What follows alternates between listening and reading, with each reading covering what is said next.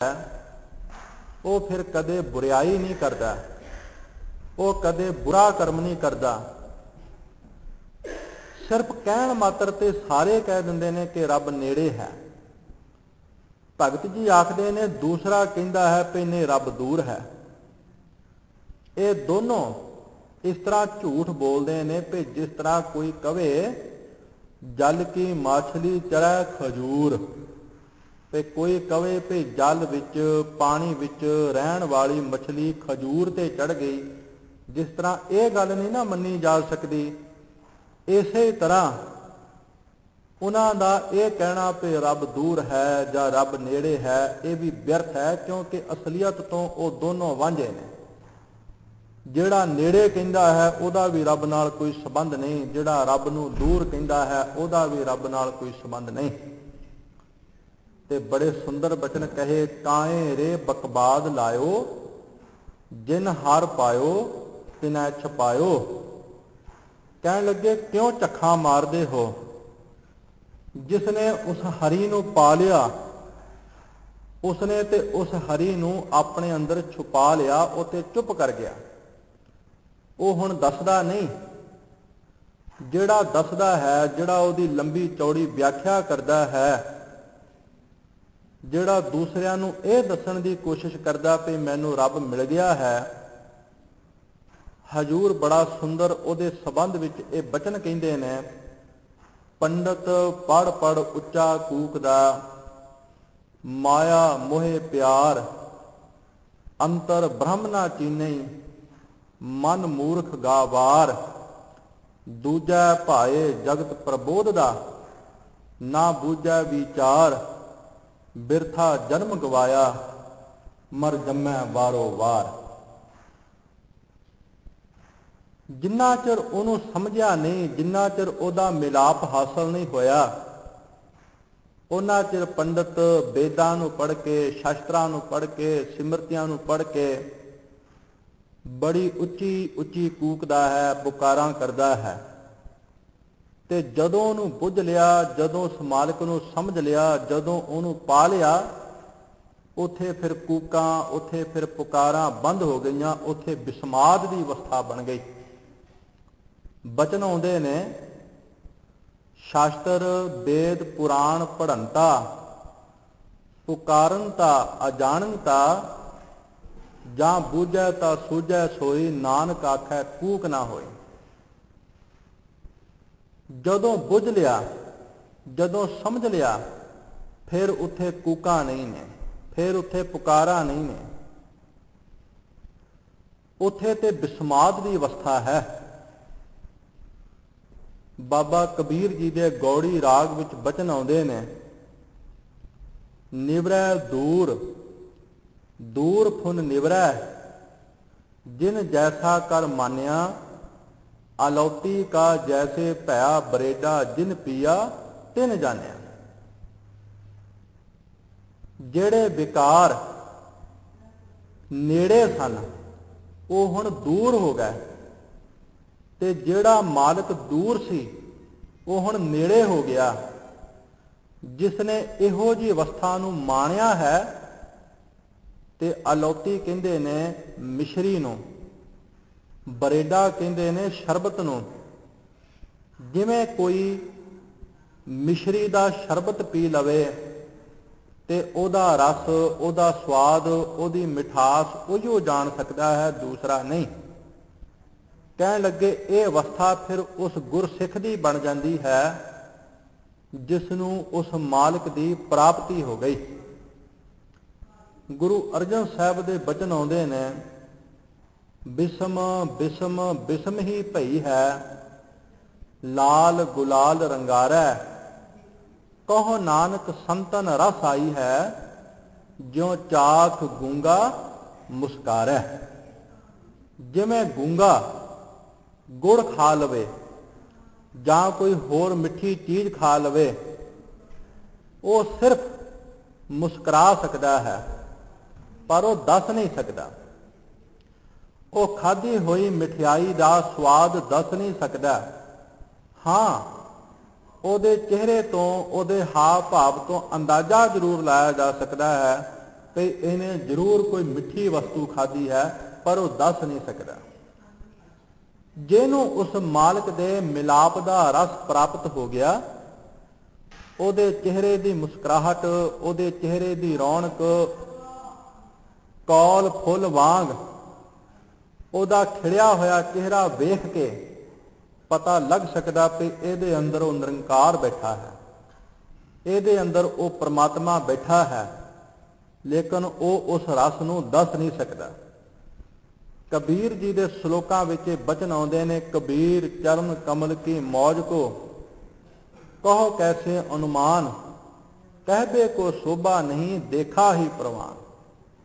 ਕਹਿਣ ਲੱਗੇ ਮੈਂ ਨਹੀਂ ਦੱਸ ਸਕਦਾ, ਜਿਸ ਨੇ ਉਸ ਅਵਸਥਾ ਨੂੰ ਮਾਣਿਆ ਹੈ ਉਹੀਓ ਜਾਣ ਸਕਦਾ ਹੈ। ਧੰਨ ਗੁਰੂ ਅਰਜਨ ਦੇਵ ਕਿਰਪਾਲੂ ਜੀ ਆਪਣੀ ਬੜੀ ਉੱਚੀ ਤੇ ਬੁਲੰਦ ਆਵਾਜ਼ ਵਿੱਚ ਆਖਦੇ ਨੇ, ਓਏ ਸੁਖ ਕਾਸਿਓ ਬਰਨ ਸੁਨਾਵਤ। हे ਸੰਸਾਰ ਦੇ ਲੋਕੋ, ਉਸ ਮਾਲਕ ਦੇ ਮਿਲਾਪ ਸਦਕਾ ਜਿਹੜਾ ਮੈਨੂੰ ਸੁਖ, ਜਿਹੜਾ ਮੈਨੂੰ ਪਰਮ ਆਨੰਦ ਪ੍ਰਾਪਤ ਹੋਇਆ ਹੈ, ਉਹ ਮੈਂ ਕਿਹਨੂੰ ਵਰਣਨ ਕਰਕੇ ਸੁਣਾਵਾਂ, ਉਹ ਮੈਂ ਕਿਸ ਨੂੰ ਦੱਸਾਂ। ਓਏ ਸੁਖ ਕਾਸਿਓ ਬਰਨ ਸੁਨਾਵਤ, ਆਨੰਦ ਵਿਨੋਦ ਪੇਖ ਪ੍ਰਭ ਦਰਸ਼ਨ, ਮਨ ਮੰਗਲ ਗੁਣ ਗਾਵਤ। ਉਸ ਪ੍ਰਮਾਤਮਾ ਦਾ ਦਰਸ਼ਨ ਵੇਖ ਕੇ ਮੇਰੇ ਅੰਦਰ ਤੇ ਖਿੜਾਓ ਹੀ ਖਿੜਾਓ, ਖੁਸ਼ੀ ਹੀ ਖੁਸ਼ੀ, ਆਨੰਦ ਹੀ ਆਨੰਦ, ਰਸ ਹੀ ਰਸ ਭਰ ਗਿਆ। ਇਹ ਹੁਣ ਮੇਰਾ ਮਨ ਉਸ ਮਾਲਕ ਦੇ ਗੁਣਾਂ ਨੂੰ ਗਾ ਰਿਹਾ ਹੈ, ਖੁਸ਼ੀ ਦੇ ਵਿੱਚ ਗਾ ਰਿਹਾ ਹੈ, ਉਹਦੇ ਗੁਣਾਂ ਨੂੰ ਗਾ ਰਿਹਾ ਹੈ। ਇਹ ਮੇਰਾ ਮਨ ਕਿੱਥੇ, ਤੇ ਇਹ ਮੇਰਾ ਮਨ ਉਸ ਮਾਲਕ ਦੇ ਲਾਗੇ ਨਹੀਂ ਸੀ ਜਾਂਦਾ। ਮੁਖ ਤੋਂ ਤੇ ਪਾਠ ਕਰਦਾ ਸੀ, ਪਰ ਮਨ ਨਹੀਂ ਸੀ ਕਰਦਾ। ਮੁਖ ਤੋਂ ਤੇ ਮੈਂ ਕਥਾ ਕਰਦਾ ਸੀ, ਪਰ ਮਨ ਨਹੀਂ ਸੀ ਕਰਦਾ। ਮੁਖ ਤੋਂ ਤੇ ਕੀਰਤਨ ਕਰਦਾ ਸੀ, ਪਰ ਮਨ ਨਹੀਂ ਸੀ ਕਰਦਾ। ਮਨ ਹਮੇਸ਼ਾ ਵਿਰੋਧ ਹੀ ਕਰਦਾ ਸੀ। ਗੁਰੂ ਅਰਜਨ ਸਾਹਿਬ, ਗੁਰੂ ਨਾਨਕ ਸਾਹਿਬ ਦੇ ਬਚਨ ਆਉਂਦੇ ਨੇ, ਮਨ ਮੇਰਾ ਦਇਆਲ ਸੇਤੀ ਥਿਰ ਨਾ ਰਹੈ। ਮੇਰਾ ਮਨ ਉਸ ਮਾਲਕ ਦੇ ਨਾਲ ਟਿਕਦਾ ਨਹੀਂ। ਕਿਉਂ? ਲੋਭੀ, ਕਪਟੀ, ਪਾਪੀ, ਪਾਖੰਡੀ, ਮਾਇਆ ਅਧਿਕ ਲਗੈ। ਇਹ ਮਨ ਲੋਭੀ ਹੈ, ਕਪਟੀ ਹੈ, ਪਾਪੀ ਹੈ, ਪਖੰਡੀ ਹੈ। ਇਹ ਮਾਇਆ ਦੇ ਵਿੱਚ ਜ਼ਿਆਦਾ ਲੱਗਦਾ ਹੈ। ਮਾਇਆ ਦੀ ਗੱਲ ਹੁੰਦੀ ਹੋਵੇ ਤੇ ਜ਼ਿਆਦਾ ਮਨ ਲੱਗਦਾ ਹੈ, ਪਰ ਉਸ ਮਾਲਕ ਦੇ ਨਾਲ ਇਹ ਮਨ ਨਹੀਂ ਟਿਕਦਾ। ਗੁਰੂ ਅਰਜਨ ਸਾਹਿਬ ਆਖਦੇ ਨੇ, ਪਰ ਹੁਣ ਉਹੀਓ ਮੇਰਾ ਮਨ ਉਸ ਮਾਲਕ ਦੇ ਗੁਣਾਂ ਨੂੰ ਗਾ ਰਿਹਾ ਹੈ। ਉਸ ਮਾਲਕ ਦੇ ਗੁਣਾਂ ਨੂੰ ਇਹ ਮੇਰਾ ਮਨ ਖੁਸ਼ੀ ਵਿੱਚ ਗਾ ਰਿਹਾ ਹੈ। ਓਏ ਸੁਖ ਕਾਸਿਓ ਬਰਨ ਸੁਨਾਵਤ, ਆਨੰਦ ਵਿਨੋਦ ਪੇਖ ਪ੍ਰਭ ਦਰਸ਼ਨ, ਮਨ ਮੰਗਲ ਗੁਣ ਗਾਵਤ। ਬਿਸਮ ਭਈ ਪੇਖ ਬਿਸਮਾਦੀ, ਪੂਰ ਰਹੇ ਕਿਰਪਾਵਤ। ਉਹ ਜੋ ਕਿਰਪਾ ਦਾ ਘਰ ਪ੍ਰਭੂ ਸਾਰਿਆਂ ਵਿੱਚ ਸਰਬ ਵਿਆਪਕ ਹੈ, ਉਸ ਨੂੰ ਵੇਖ ਕੇ ਮੇਰੀ ਇਹ ਬੁੱਧੀ ਬਿਸਮਾਦ ਹੋ ਗਈ, ਬਿਸਮਾਦ ਦੀ ਅਵਸਥਾ ਵਿੱਚ ਚਲੀ ਗਈ। ਤੇ ਪ੍ਰਮਾਣ ਕਿਹੜਾ ਦਿੱਤਾ? ਪੀਓ ਅੰਮ੍ਰਿਤ ਨਾਮ ਅਮੋਲਕ, ਜਿਉ ਚਾਖ ਗੂੰਗਾ ਮੁਸਕਾਵਤ। ਜਿਵੇਂ ਗੂੰਗਾ ਸ਼ਰਬਤ ਪੀ ਕੇ ਮੁਸਕਰਾ ਸਕਦਾ ਹੈ, ਮੈਂ ਵੀ ਹੁਣ ਉਹ ਨਾਮ ਦਾ ਅੰਮ੍ਰਿਤ ਪੀ ਕੇ ਮੁਸਕਰਾ ਸਕਦਾ ਹਾਂ, ਪਰ ਉਸ ਰਸ ਨੂੰ ਮੈਂ ਬਿਆਨ ਨਹੀਂ ਕਰ ਸਕਦਾ। ਉਹ ਰਸ ਮੈਂ ਹੁਣ ਦੱਸ ਨਹੀਂ ਸਕਦਾ। ਉਹ ਰਸ ਹੁਣ ਕਿਹਾ ਨਹੀਂ ਜਾ ਸਕਦਾ। ਆਖਣ ਲੱਗੇ, ਬਿਸਮ ਭਈ ਪੇਖ ਬਿਸਮਾਦੀ, ਪੂਰ ਰਹੇ ਕਿਰਪਾਵਤ। ਪੀਓ ਅੰਮ੍ਰਿਤ ਨਾਮ ਅਮੋਲਕ, ਜਿਉ ਚਾਖ ਗੂੰਗਾ ਮੁਸਕਾਵਤ। ਅੱਗੇ ਫਿਰ ਹਜੂਰ ਨੇ ਇੱਕ ਪ੍ਰਮਾਣ ਦਿੱਤਾ, जैसे पवन बंद कर राख्यो, बूझ न आवत जावत, जाकै हृदय प्रगास भैओ हर, उआ की कही ना जाए कहावत। कोई जोगी अपने श्वासां नूं दसम द्वार विच चाढ़दा है, टिकांदा है, उतारदा है, पर दूसरे नूं नहीं पता लग सकता। भावें उस जोगी दे कोल असीं बैठ जाइए, सानू नहीं पता चलेगा कि वह अपने श्वासां नूं किवें चाढ़दा है, किवें टिकांदा है, किवें उतारदा है। ना, दूसरे नूं नहीं पता लग सकता।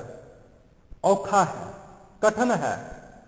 बस इसे तरह जिस दे अंदर वो मालिक दा रस है, उस मालिक दा मिलाप है, उस दी अंदरली अवस्था नूं भी जानिया नहीं जा सकता। आन उपाव जेते किछ कहिए, तेते सीखे पावत, अचिंत लाल। कहन लगे कि होर जिन्ने उपाय कहे जाते हैं उस रब नूं मिलन दे, भई आ ढंग करिए, ए तरीका करिए, आ जुगती करिए, भई रब नूं पा लईदा है। वो आप सिखे जा सकते हैं, वो ढंग तरीके सिखे जा सकते हैं, वो जुगती सिखी जा सकती है। उस जुगती दे नाल उस मालिक नूं पाया भी जा सकता। पर कहन लगे नहीं, वो कोई साधना का विषय नहीं, कोई कोशिश का विषय नहीं, कोई जतन का प्रकरण नहीं, भई आ जतन करिए जां आ जुगती वरतीए जां आ ढंग वरतीए ते रब नूं पा लवांगे। ना, आन उपाव जेते किछ कहिए, तेते सीखे पावत, अचिंत लाल ग्रह भीतर प्रगट्यो। जदों वो लाल जी, वो मालिक जी अचिंत ही, अचन चेतन ही अंदर प्रगट हो जाते ने, अगम जैसे परखावत। पर उस अवस्था नूं परखना बहुत औखा है। अचिंत लाल ग्रह भीतर प्रगट्यो, अगम जैसे परखावत।